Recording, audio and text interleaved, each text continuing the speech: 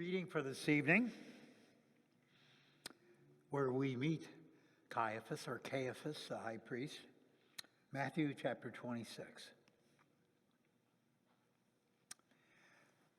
Those who had arrested Jesus took him to Caiaphas, the high priest, in whose house the scribes and the elders had gathered. But Peter was following at a distance, as far as the courtyard of the high priest.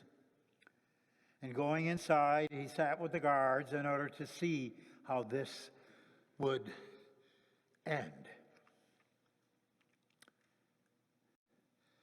Now the chief priests and the whole council were looking for false testimony against Jesus, so that they might put him to death.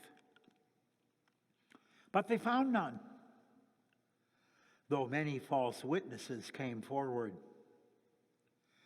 At last two came forward and said, "This fellow said, 'I am able to destroy the temple of God and to build it in 3 days.'" And the high priest stood up and said, "Have you no answer? What is it that they testify against you?" But Jesus was silent. Then the high priest said to him, "I put you under oath before the living God. Tell us if you are the Messiah, the Son of God." And Jesus said to him, "You have said so. But I tell you, from now on you will see the Son of Man seated at the right hand of power and coming on the clouds of heaven." Then the high priest tore his clothes and said, "He has blasphemed. Why do we still need witnesses? You have now heard his blasphemy. What is your verdict?" And they answered, "He deserves death." Then they spat in his face and struck him, and some slapped him, saying, "Prophesy to us, you Messiah. Who is it that struck you?" Word of God, word of life. I have been accused of being a jealous, insecure, only interested in preserving my own power kind of guy. My enemies have maliciously implied that I would do anything to preserve my power and influence in the face of this upstart Jesus of Nazareth. That is simply not so. Nothing could be further from the truth. Jesus was guilty as charged. He had committed blasphemy. And it was a charge that he never denied. Blasphemy? Now, I'm sure most of you think that blasphemy is, it's claiming to be God when you're not. And Jesus was a blasphemer because he claimed to be God, and he was not. He was only that ordinary carpenter's son from Nazareth in Galilee. But if that is all that Jesus had done, I would have been willing to ignore him. It's just another crazed and deranged lunatic. No one would have taken him seriously. But blasphemy is something much more insidious and dangerous. Blasphemy is the degrading of the holy. Blasphemy is like burning your country's flag. Blasphemy is like using the pages of a holy book for toilet paper. Blasphemy is like someone painting four-letter profanities on the walls of your house of worship. Blasphemy is an attack on your most sacred beliefs. And that is exactly, if you remember, my people, that hated Syrian, remember him, Antiochus Epiphanes, did a century ago when he notoriously slaughtered a pig and poured its blood on the altar in the midst of the Holy of Holies in our temple, not only defying our most sacred place, but insulting our holy God. Blasphemy, you see, is a deliberate attack on God. And that is exactly what Jesus did. Oh, Jesus was quite calculating as he went about desecrating the very holiness of our God. And how did he do that? By befriending sinners. No, that's not just talking about your ordinary run-of-the-mill sinner who, like us, makes a few mistakes. No, I'm talking about flagrant, defiant, big-time sinners like tax collectors, thieves, adulterers, the smash and grab rioters. All those outcasts, those riffraff whose lives place them not only outside the boundaries of human decency, but made them an abomination to God. But Jesus welcomed them. And worst of all, he dared to do what only God can do. And God will never do for people like this. Namely, forgive them. As Caiaphas, the high priest and the head of the Jerusalem governing council, the Sanhedrin, I had a responsibility to defend the faith. I had a sacred duty to silence Jesus.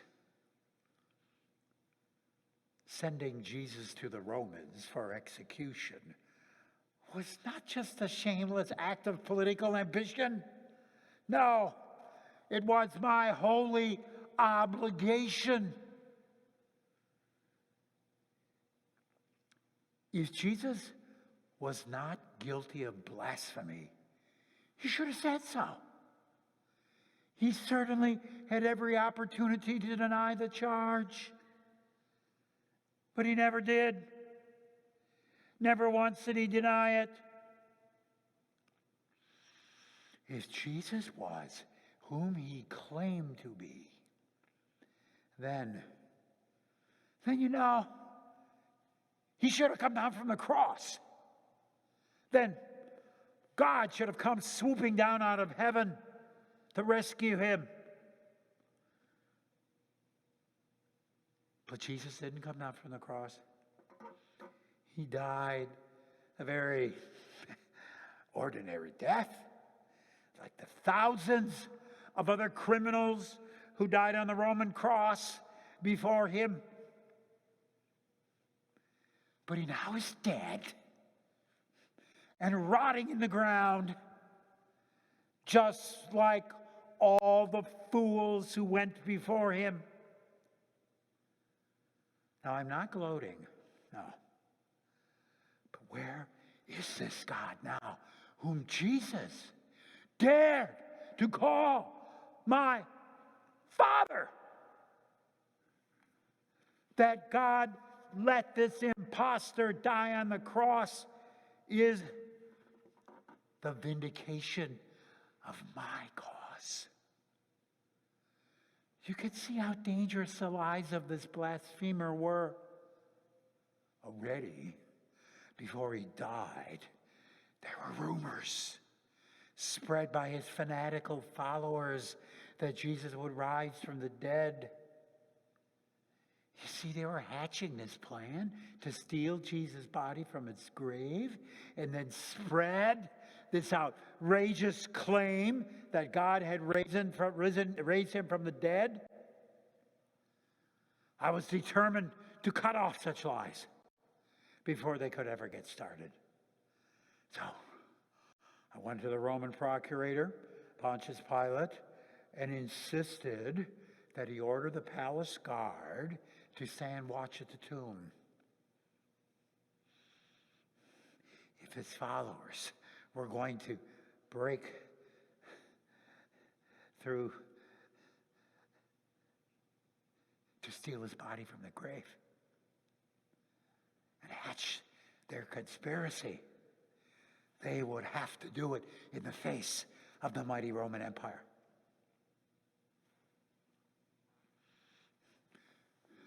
Surely they wouldn't try something like that. But they did. His fanatical followers are now spreading the lie that Jesus is appearing to his followers and continuing to spread his blasphemies. I know it is all a lie, but I cannot flee the haunting question. What if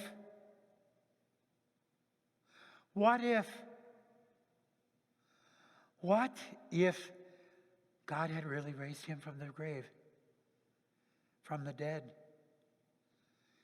It is a terrifying and frightening possibility. For if true, then this world will be a very different place, a very frightening and terrifying place. Then what kind of God would we have? We have always believed, yes, that God is gracious and merciful and slow to anger and abounding in steadfast love. But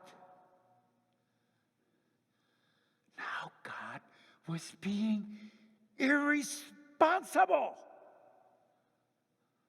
I mean, that would mean that our works, our prayers, our deeds, even our deeds of love and compassion, our faithful adherence to God's holy law, the Torah, would count for nothing.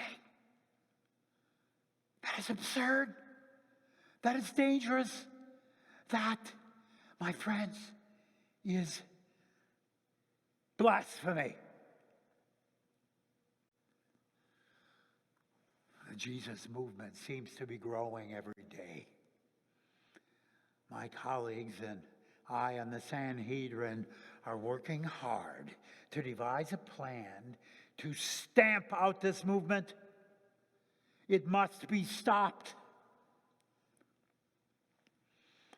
But one of the most respected leaders among us, Gamaliel, the great rabbi of Jerusalem, has put down our commitment to such a crusade. Surprisingly, I couldn't believe it. He counseled us not to hunt down and destroy the followers of Jesus and their blasphemies. He insisted that if this movement was of human origin, it will surely fail. It will die for the sheer lunacy of its message. But on the other hand, Gamaliel said, if it is indeed of God, then we can't stop it. If we were to fight it, we would be fighting God. And that would be even more dangerous, then not Jesus would be the blasphemer and deserving of death. No. I would be. The great Caiaphas. No. Oh, that would be most ironic, wouldn't it? If Jesus really was who he claimed to be and was able to do what he claimed to do, that is, forgive the sins of the very worst sorts of sinners, even to forgive the sins of the very enemies of God, then even I would be forgiven. If Gamaliel is right, then nothing can stop God's forgiveness. For scoundrels like you, and even blasphemers like me.